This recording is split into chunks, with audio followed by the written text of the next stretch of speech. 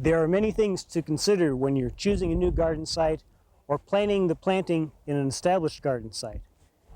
With a new site, one of the most important considerations is what was there before you're going to make it into a garden. I know of situations where there's an old fence row running through the garden site that had been treated with a soil stirlant to keep the weeds down. What ended up was a strip through the middle of the garden where nothing would grow. Be on the lookout for places where people have been dumping crankcase oil, other things that could interfere with the growth of the plants. Also, places that have been heavily traveled, either a sidewalk or a walkway, or where people have been parking their cars for several years. Compacted soil can be saved, but it means it's going to be a lot harder to deal with and will take longer to make a good garden soil out of it. The situation that most of you will be facing, though, when starting a new garden is established sod.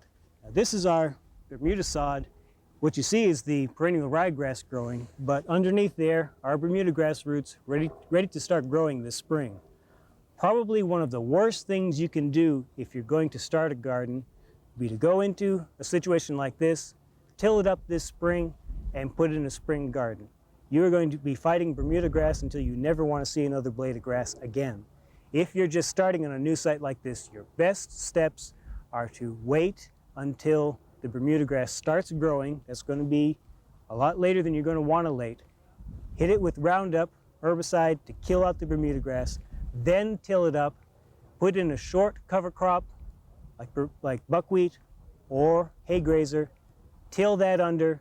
That should get you ready for a July planting for a fall garden.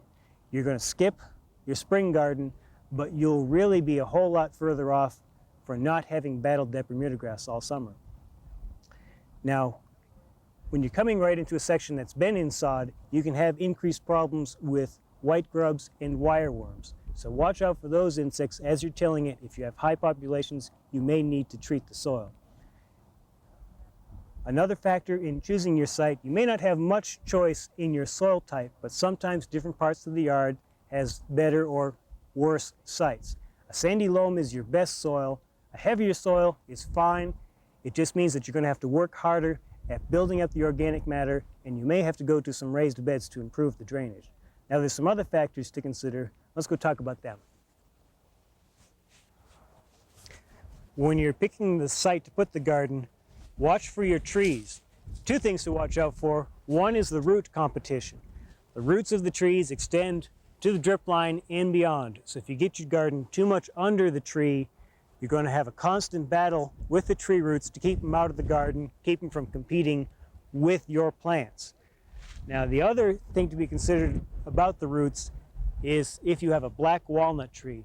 Roots of black walnut have a substance in them that's highly toxic to many plants, especially tomatoes. So you don't want your garden anywhere near a black walnut tree. The other factor that trees affect is the light. Now, you'll notice our hackberry is starting to get right to the edge of our garden, and actually a little bit beyond our edge. Starting this year, or definitely next year, we're going to have to do some selective thinning on these branches to keep those branches back away from the garden, to keep them from causing excessive shade. Now, you want at least 6 hours of direct sunlight on your garden for good production. Anything less than that, and you generally are not going to get healthy plants. And even with 6 hours of direct sunlight, that's really minimum. You can't expect full production from the plants with that little light. If you have that little light, widen the spacings on your plantings to give those plants every benefit that they can, because they're running low on light. If you look at this back section of our main garden, you'll see a lot of shadow from our pine trees. Now, this is winter and our sun angle is low, and so it's casting a lot of shade. When we get into the main part of the growing season and the sun angle comes up higher in the sky, there actually is very little shade on the back section of the garden. There's some, but not enough to really affect production. But watch out for that light. Make certain you have enough.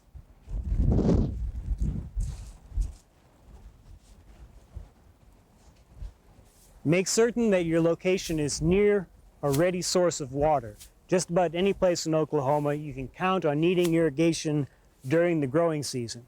Also, you may notice there's a bit of wind today. If you can locate your garden in a spot that's protected It will make it much easier to establish seedlings because they're not in that drying wind. Also, it's going to cut down on your water requirements during the year.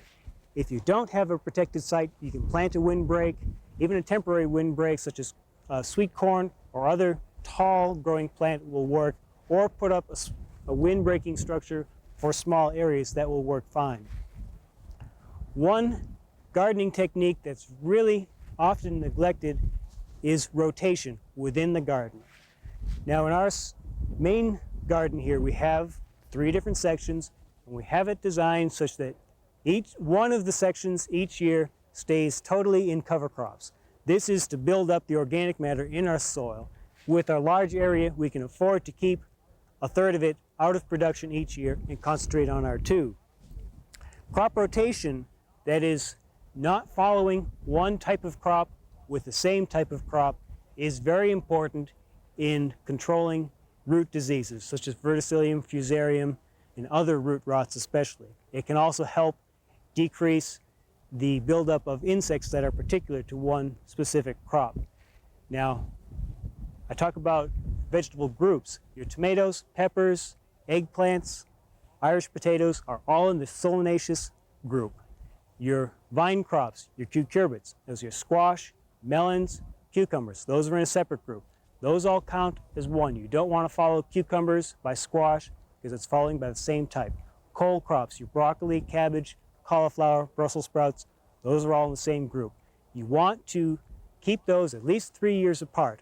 With our 3-section cycle, that way we can keep it separated and get a good rotation on those crops, not follow them year after year. Our first section spent all of last year being cover crops, and it's been tilled under, getting ready for spring planting. Now this section is going to be our vine crops, our melon, squash, and our sweet corn. Now the far half is going to start out as sweet corn. Then when that gets done, we're going to plant our fall vine crops, mostly our winter squashes and our pumpkins. This front part is going to be our spring planted vine crops, which will be mostly your melons. Now the vine crops go in at an 8 to 10 foot spacing in between them. That leaves a lot of empty space in the middle that doesn't get used for a long period of time. We're going to come down the middles of those rows, plant English peas in early spring. They can use that space. By the time they're done, the vine crops will be just moving over to it, so they won't get in each other's way. The second section is going to be cover crops this year. The far part, the third section, is going to be all of our other crops, tomatoes, peppers, cole crops, all of our salad greens. By rotating every 3 years, and actually by switching ends that we plant the tomatoes in, we can actually get a 6-year rotation instead of a 3-year. Now, rotations, they're good preventative measures with the newer disease-resistant varieties, especially verticillium and fusarium-resistant tomatoes. It becomes less critical, but it's still a good sanitation practice. Now, one thing, when you look at many garden plans, they always recommend putting your tall crops on the north side so that they don't shade out the other crops. One problem with that is that you can't do any rotation because you would have to then move the corn to the middle or eventually to the front of the garden, and then you start shading it out. To me, a better plan is to plant north-south rows instead of east-west rows, and then grow them, rotate east to west. That way, whatever's right next to the corn, what's east to it will get full morning sun. What's on the immediate west side will get full afternoon sun. So it really wouldn't be that much of a problem. When you get into raised beds and you start getting smaller, any smaller garden plot, you start running out of some of the options that you don't have as much space that you can use as in the open ground. Sweet corn, for one thing, probably not practical when you have limited space. Your vine crops take up so much space, you'll need to use some sort of space-saving technique, such as growing them up on a trellis, or every year there's a new variety of melon, squash, that has very short, compact vines, very well adapted to growing in smaller, tighter gardens, such as our raised beds here. We have 4 raised beds, so we can still do our rotations very easily. As I said, your space-saving techniques are useful in your large garden, but come into play a lot in your smaller gardens. Even if you don't even have soil that you can plant in, you can still garden. Let's go look at that. Using a wide variety of containers, you can grow vegetables on a deck or on a patio.